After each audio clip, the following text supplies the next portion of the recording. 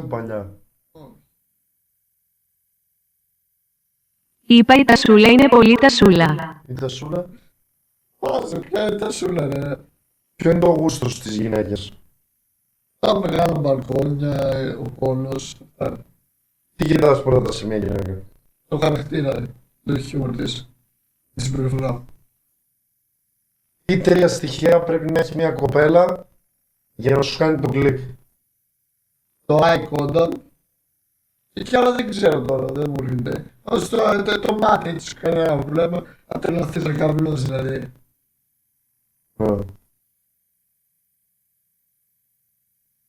Baby hairs, δεν το κάνω το baby hair, έχει πουλί από κάτω, ρε μαλάκι. Bonnie Blue.